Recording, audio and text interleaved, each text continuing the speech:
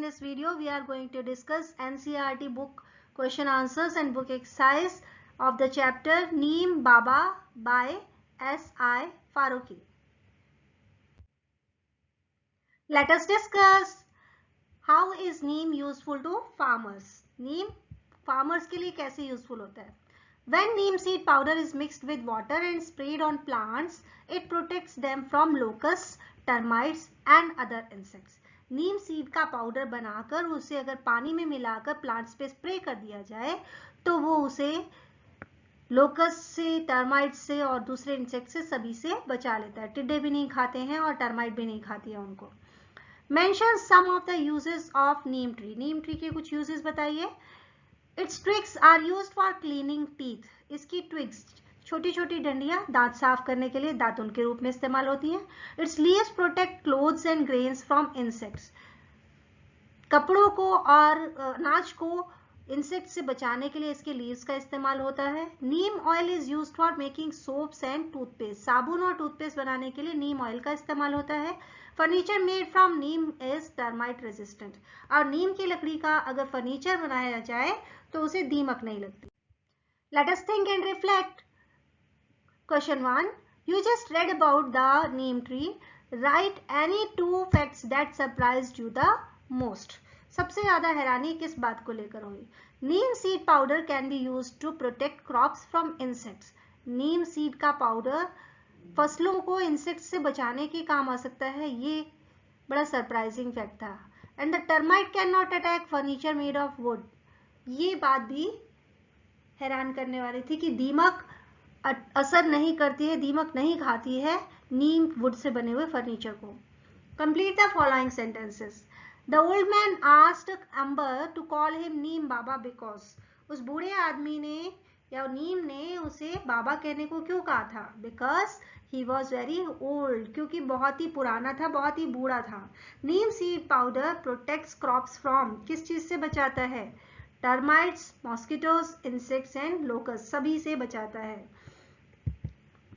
Powdered neem seed mixed with water spray is a cost-effective method to stop mosquitoes from breeding in stagnant water. खड़े पानी में अगर powder नीम seeds का water में मिलाकर spray कर दिया जाए तो उससे सस्ते में ही मॉस्किटो ब्रीडिंग को रोका जा सकता है.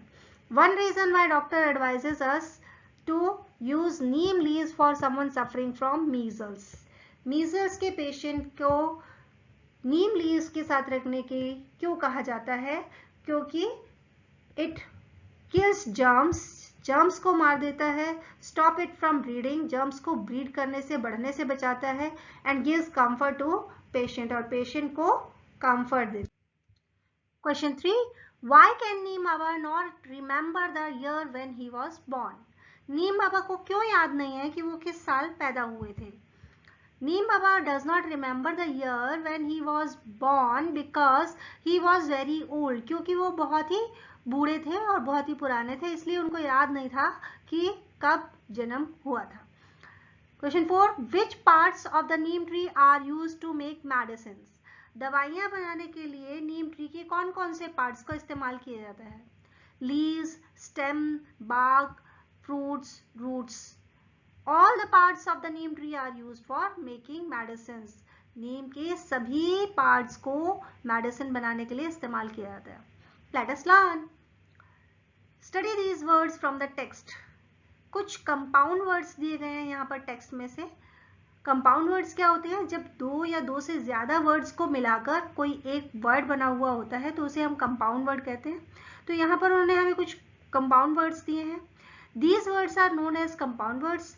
There are 3 types of compound words. अब ये compound words 3 तरह के होते हैं based on how the words are separated. कैसे ये words अलग हो रहे हैं इसके बेसिस पर. सबसे पहले open compound words, spaces between the words. open compound word के बीच में space होता है. जैसे यहाँ पर हम देख रहे हैं well known के बीच में space है, neem oil के बीच में space है, well trained के बीच में space है. Closed compound words, no space between the words. Closed compound words के बीच में कोई स्पेस नहीं होता, जैसे कि यहाँ पर something, childhood, grandmother. Hyphenated compound words, hyphens between the words. Hyphenated compound words में दोनों वर्ड्स के बीच में हाइफन होता है, जैसे यहाँ पर थॉट प्रोवोकिंग, क्लीनलीनेस, पार्टिंग, इनके बीच में हाइफन लगा है। नाउ अब हमें इनको इनके गिवन ट्रीज में फिल करना है। ओपन कंपाउंड वर्ड्स कौन से हो गए? Well known, neem oil, well trained, seed powder, ये ओपन है क्योंकि इनके बीच में स्पेस है। Something, childhood, grandmother, closed compound words हो गए इसमें आगे। और hyphenated compound words cleanliness, parting, thought provoking, ये इसमें आ गए।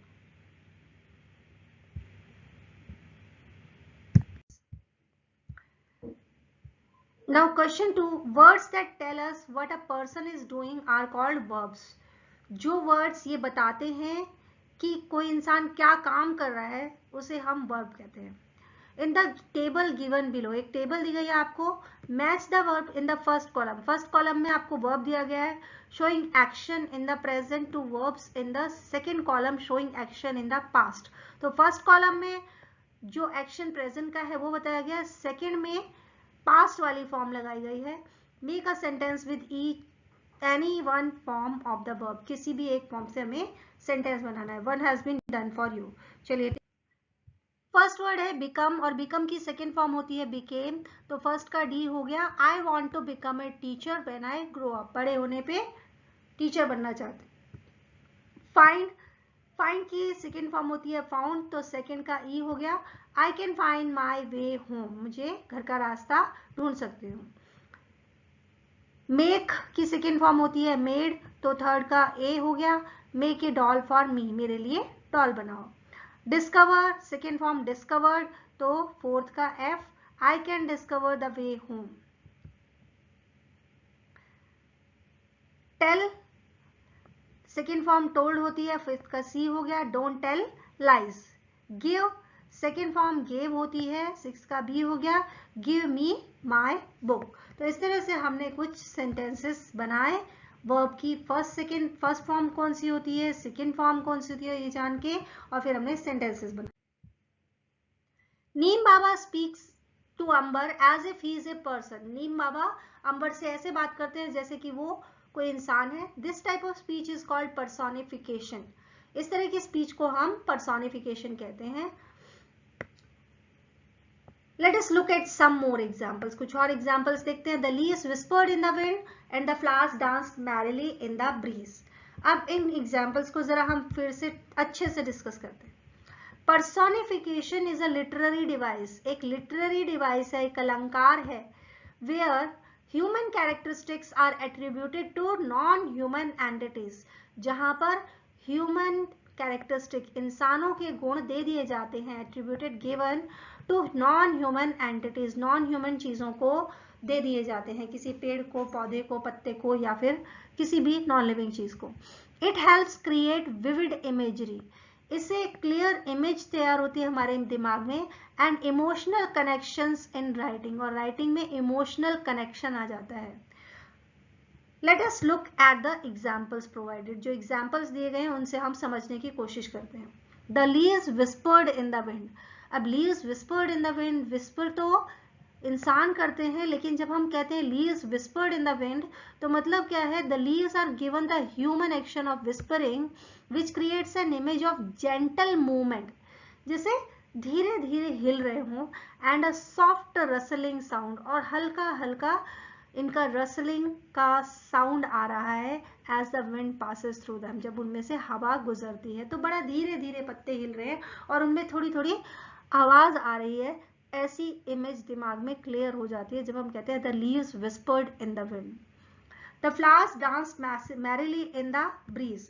इन this example the flowers are described as dancing. इंसान डांस करते हैं, यहाँ फूलों को डांस कराया जा रहा है। विच कन्वेज, जिससे समझ में आता है the idea of them swaying joyfully, कि जैसे वो खुशी खुशी हिल रहे हैं विद द जेंटल ब्रीज, हवा के साथ।